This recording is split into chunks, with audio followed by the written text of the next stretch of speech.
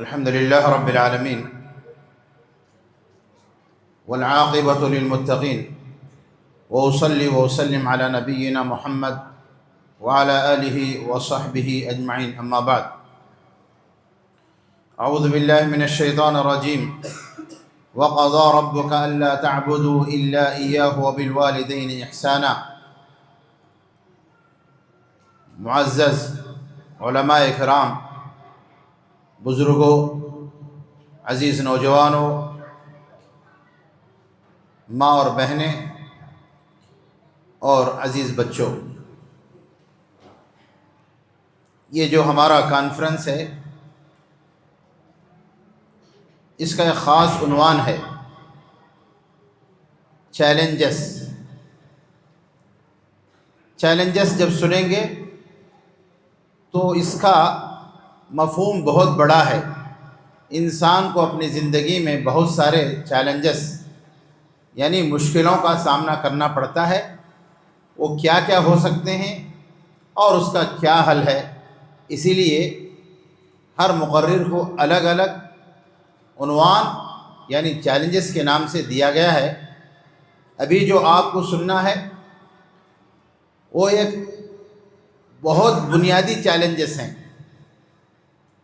بچے اور پیرنٹس یعنی والدین اور بچے، بچوں کی طرف سے یہ آواز آتی ہے کہ ہمارے والدین کے یہ مسائل ہیں. بچے کہتے ہیں، وہ پیرنٹس کہتے ہیں ہمارے بچوں کے یہ مسائل ہیں یعنی چیلنجز ہیں. بچے ماں باپ کو کچھ کہہ کر تسلی دے کر وہ خاموش ہو جاتے ہیں. اسی طرح ماں باپ بچوں کی طرف انگلی دکھا کر وہ خاموش ہو جاتے ہیں. اس کا کیا حل ہے؟ اس کے کیا کیا مسائل ہیں؟ اس کا کیا علاج ہے؟ دو شخصیتیں یعنی دو قسم کے لوگ ہمارے سامنے موجود ہیں. ایک پیرنٹس والدین، دوسرے بچے.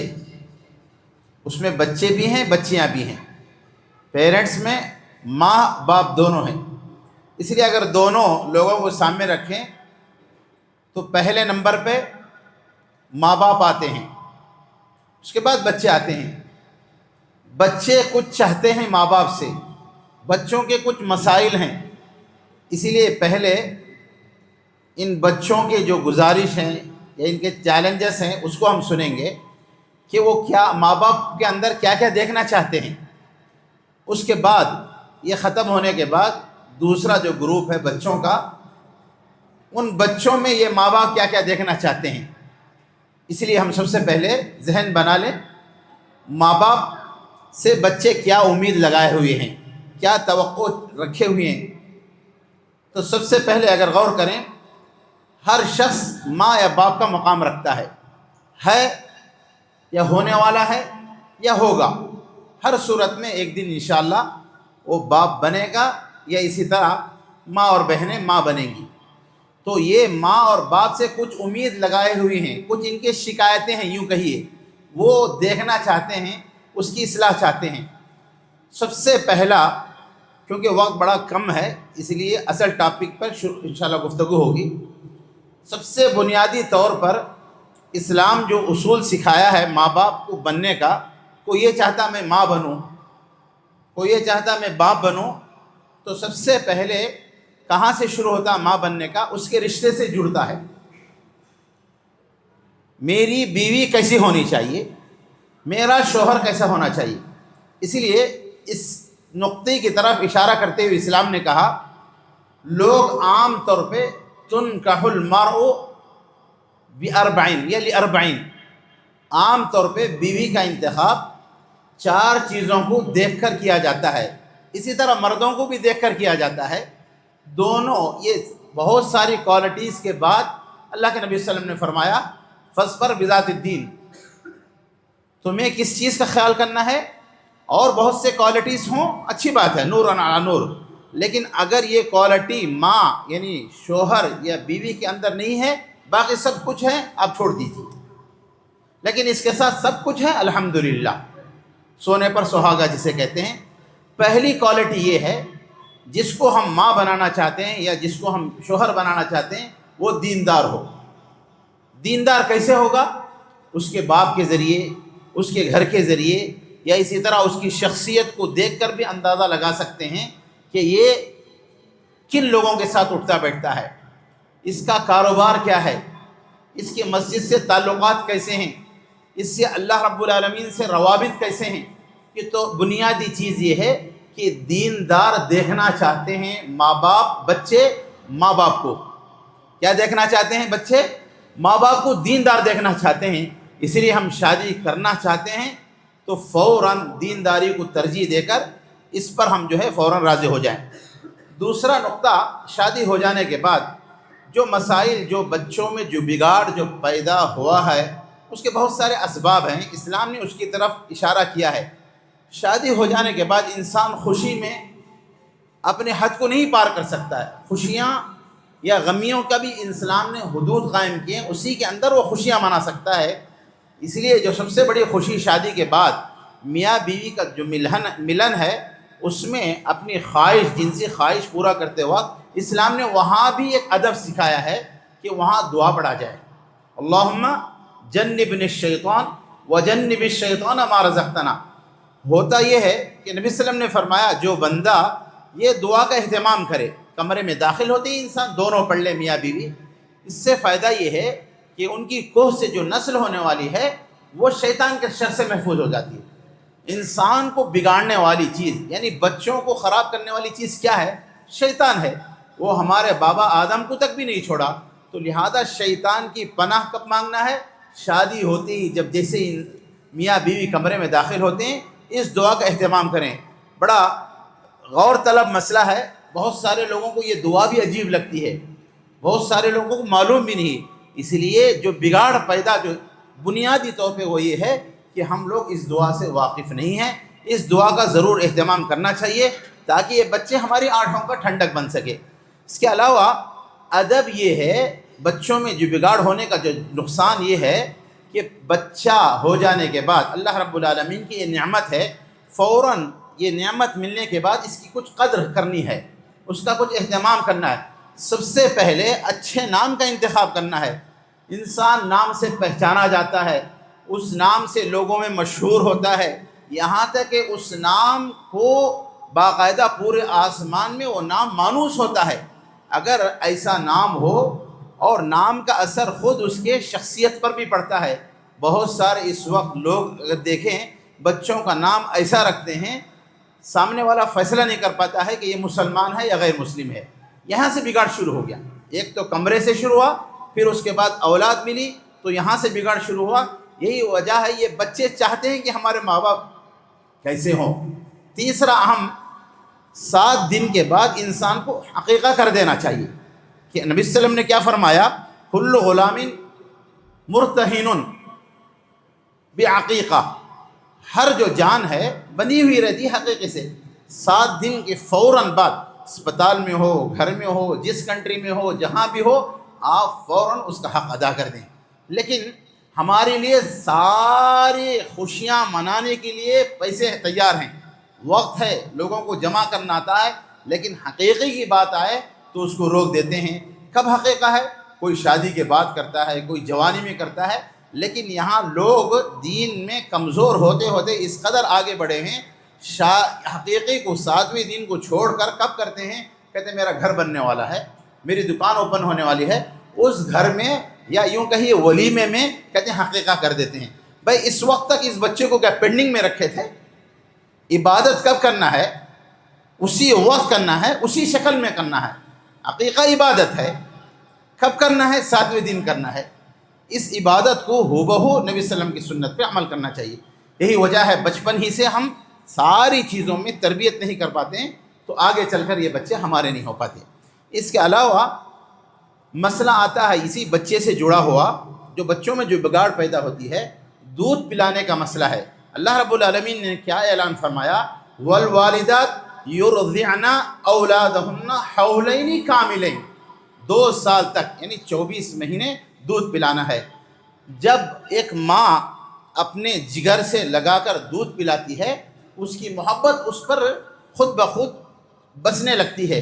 ہم اس کو ڈبے کا دودھ یا اپنے فگر کے ڈر سے یا اپنے فگر کے خوف سے یا کسی اور وجہ سے ہم بچے کو شروع سے قریب نہیں کرنا چاہتے ہیں، دور دور. اور تو اور آگے لوگ آج کل آیا کے نام سے، نوکرانی کے نام سے اس کو ان کے حوالے کر دیتے ہیں. شروع سے جو 2 سال تک جگر سے لگا کر اس کو قربت کرنے کے جو ایام ہیں 2 سال تک دور رکھتے ہیں. کوئی بھی پال لے بچے کو، بڑا کر کے مجھے دے دے، میں باقی سنبھال لوں گا. یہی وجہ ہے شروع سے ان دونوں میں یعنی ماں باپ کے درمیان یہ بچوں سے دوری ہو جاتی ہے. آگے چل کر وہ بچے وہ ماں باپ کے نہیں ہو پاتے. یہ اہم نقطے ہیں. اس کے علاوہ ایک ذمہ داری کیا ہے، بچے کیا چاہتے ہیں. بچوں کے سامنے جو چیلنجز ہے پیرنٹس کے بارے میں، وہ نان و نفقہ کے بارے میں. اللہ رب العالمین نے، نبی صلی اللہ علیہ وسلم نے کیا فرمایا، کفا بالمرء اثما ان یضیع من یقوت. کہتے ہیں انسان کے گنہگار ہونے کے لیے کافی ہے جس کا وہ ضامین ہے، جس کی وہ ذمہ داری لیا ہے کہ وہ نان و نفقہ کا مالک ہے، وہ خرچ نہیں کرتا ہے. بیوی ہے، بچے ہیں، اس کو گھر دینا چاہیے، اس کو کھانا دینا چاہیے، اس کو لباس دینا چاہیے. کہتے ہیں نہیں میں نہیں دے سکتا ہے، جا تم کچھ بھی کر لو. کبھی کبھی پہلے تو یہاں تھا کہ ماں باپ کے گھر کو بھیج دیتے، اب اور تھوڑا سا اپڈیٹ ہوتے ہوئے کہا کہ جاؤ تم بھی کمانے جاؤ. مرد بیٹھے رہتے ہیں اور عورتیں جو ہے کمانے جاتی ہیں. عورتوں کا باہر نکلنا یا اچھے صحیح سلیقے سے جاب کرنا منع نہیں، اسلام اس کی اجازت دیتا ہے، لیکن یہ نہیں کہ مرد کی ساری ذمہ داری عورت نبھائے اور مرد جو ہے اپنے کام سے ہاتھ دھو کے بیٹھا رہے، بھئی میرا یہ قرض ہے، تمہارا اپنا ATM دو، سارا میں یوز کروں گا. یہاں نان و نفقے کی کمی کی وجہ سے بچوں کے دل میں ایک نفرت سے ہوتی ہے. ماں باپ جو پیرنٹس ہیں، یہ باپ خاص کر یہ میرا گھر کا حق ادا نہیں کر رہا تو میرا باپ کون ہے، میرا خرچ کرنے والا کون ہے. یہاں سے دوریاں شروع ہو جاتی ہیں. اور بھی بہت سارے مسائل ہیں. اس میں سے اگر ایک گھر میں 3-4 بچے ہوں تو مسئلہ آتا ہے. نبی صلی اللہ علیہ وسلم کا اعلان کیا ہے کہ فاتقوا اللہ، لوگو اللہ سے ڈرو، یعدلوا بین اولادکم، اولاد کے درمیان انصاف کرو. لیکن لوگ جو ہے انصاف سے غلطیاں کرتے کرتے اس قدر آگے بڑھیں، کسی پر زیادہ توجہ دینا، یہ میرا بیٹا ہے، میرا چاند کا ٹکڑا ہے، یہ میرا جگر ہے، اس کی طرف الگ دھیان، اس کی طرف الگ دھیان، اس کے لیے خرچ کا الگ انداز، اس کے لیے خرچ کا انداز. یہ تو بچپن میں. ضرورت ہو پڑھائی، ضرورت ہو خرچ، ضرورت ہو صحت، آپ خرچ کر سکتے ہیں، یہ الگ موضوع ہے. لیکن آپ بانٹنے میں یہ بڑھ کر مسائل اس وقت آگے بڑھ گئے ہیں کہ ایک انسان ڈر سے، اس کو اپنی آخرت کا ڈر نہیں، بچوں کا ڈر ہے. کیا ڈر ہے؟ میں مر جاؤں گا، بچے لڑ لیں گے، اسی لیے اچھا ہے پراپرٹی میں بانٹ دیتا ہوں. آپ کو کیا حق ہے؟ میراث پراپرٹی کسے کہتے ہیں؟ مرنے کے بعد جو پراپرٹی، جو دولت تقسیم ہوتی ہے اس کو میراث کہتے ہیں، وراثت کہتے ہیں. یہ بچہ جو ہے بچوں کے ڈر سے اپنی آخرت خراب کرتے ہوئے لکھ دیتا ہے، بچے کے لیے ہے، بچی کے لیے ہے، فلاں ہے فلاں ہے. یہ کس نے کہا؟ بانٹنے کا طریقہ کس نے سکھایا؟ آپ شریعت کو ماننے والے ہیں، شریعت میں میراث کا ذکر اور اس کا تفصیل موجود ہے نہیں ہے. قرآن میں تو میراث کے مستقل انداز سے آپ سورہ نساء میں آپ تفصیل اٹھا کے دیکھ سکتے ہیں. البتہ کوئی میراث بانٹ نہیں سکتا. آپ چھوڑیں بچے لڑے یا نہ لڑیں، ان کی آخرت کا مسئلہ ہے، لیکن ہم بچوں کے خاطر ہم اپنی آخرت نہ بگاڑیں. اس میں ایک اہم نقطہ اسلام میں اس بات کی اجازت دی ہے، اگر کوئی یہ چاہتا ہے میں بچوں کے درمیان مال تقسیم کروں، پراپرٹی تقسیم کروں، تو برابر کرنا چاہیے. یہاں لڑکا اور لڑکی میں فرق نہیں کرنا ہے. لڑکے کو 1,00,000 روپے ہے تو لڑکی کو بھی 1,00,000 روپے دیا جائے گا زندگی میں. اس کو ہبہ کہتے ہیں. یہ زندگی میں برابر دینا ہے، لیکن مرنے کے بعد لڑکوں کو ڈبل دیا جاتا ہے، لڑکیوں کو آدھا دیا جاتا ہے. یہ غلطی اس وقت معاشرے میں زیادہ دیکھا جا رہا ہے کہ جب ماں باپ بڑھاپے کو پہنچ جاتے ہیں تو عجیب مسائل ہے. وہ بیٹا کہتا میں نہیں پالوں گا، وہ کہتا مجھے نہیں معلوم. کیوں؟ کہ معمولی 2-4 لاکھ روپے کی زیادتی یا کمی کی وجہ سے یہ خون رشتے میں خلل آ جاتا ہے. ماں باپ، بچوں کے اندر ایک کیا چیلنج ہے کہ ماں باپ کے اندر اس طرح کی چیز نہ ہو، وہ انصاف دیکھنا چاہتے ہیں. اس کے علاوہ ایک اہم مسئلہ، ماں باپ سے جو بچے امید لگائے ہوئے ہیں ان کے ہاں چیلنج کیا ہے؟ میرے ماں باپ ہمیشہ ایک عجیب کیفیت سے پیش آتے ہیں. جیسے باپ داخل ہوتا تو جیسے کوئی فرعون ہے، یا کوئی ماں اس طرح چڑچڑاتی ہے. پڑوسی کا بچہ آتا، جی آئیے آؤ آپ کا نام کیا ہے، لیکن اپنا بچہ آتا اس کی کیفیت بدل جاتی. کون ہے؟ کیا ضرورت ہے؟ کیا یعنی یہ لہجہ، یہ برتاؤ، یہ گفتگو، یہ ساری چیزیں بچوں کے اندر نفرت پیدا کر رہی ہیں. تو وہ چاہتے ہیں ماں باپ سے بچے ہمیں عزت، میرے ماں باپ مجھے عزت دینے والے ہوں، اچھی گفتگو کرنے والے ہوں، مجھے عزت سے پیش آنے والے ہوں. اسی طرح ماں باپ سے یہ امید لگائے ہوئے ہیں. ہمیں یہ ساری چیزوں کو بیان کرنے کا مقصد یہ ہے کہ ہمیں خود بخود اس کی اصلاح کر لینا چاہیے. حل کیا ہے؟ جو چیزیں پیش کی گئی ہیں وہ نہ کرنا اس کا حل ہے. اس کے علاوہ آخری چیز یہ ہے، ہمیں اولاد آ جانے کے بعد تربیت اور تعلیم، یہ دو چیزوں پہ بہت زیادہ زور دینا ہے. عام طور پہ مسلمانوں میں ایک عجیب سا رواج ہوتے جا رہا ہے کہ پڑھ کے کیا کرو گے، پڑھ کے تو نوکری نہیں آنے والی، پڑھ کر کے تو آگے پتہ نہیں پڑھ پاؤ گے. آپ نگیٹو چیز، منفی چیز، یا یوں کہیے نا امید، آپ بچپن سے کیوں فیصلہ کیے؟ آپ اچھے انداز سے پڑھیے، اچھے مارکس لائیے، آپ کے لیے اسکالرشپ ہیں. فری لوگ کہاں IPS تک پہنچ گئے ہیں، اچھی سیٹ ان کو خود بخود ملتی ہے، اسکالرشپ ہے. شروع سے بچوں کے ذہن یہ بنایا جاتا ہے آگے کیا کرو گے، پڑھو گے کیا. اسی لیے شروع سے اس کا ذہن اس انداز کی تربیت کرتے ہیں، تعلیم کی طرف زور نہیں دیتے. نہ ماں زور دیتی ہے، نہ باپ زور دیتا ہے. یہی وجہ ہے بچے چل کر جو ہے وہ سمجھتے ہیں میرا 7th ہو گیا تو میں بڑا انجینئر، اگر 10th ہو گیا تو کہتے ہیں میں بڑا کامیاب ہے. حالانکہ اس وقت کی تعلیم، اب دیکھیں ہندوستان میں جب ویکنسیز نکلتے ہیں، مسلمانوں کی تعداد بہت کم جاتی ہے، اس لیے کہ پڑھے لکھے بہت کم ہے. خود ہمارے گھروں میں آپ موازنہ کریں، 10 افراد رہتے ہیں، پڑھا لکھا کون ہے؟ ڈگری ہولڈر کون ہے؟ نہیں، نانی تھے یا ابو ہیں بس، باقی 6 افراد کون ہیں؟ کس چیز نے روکا؟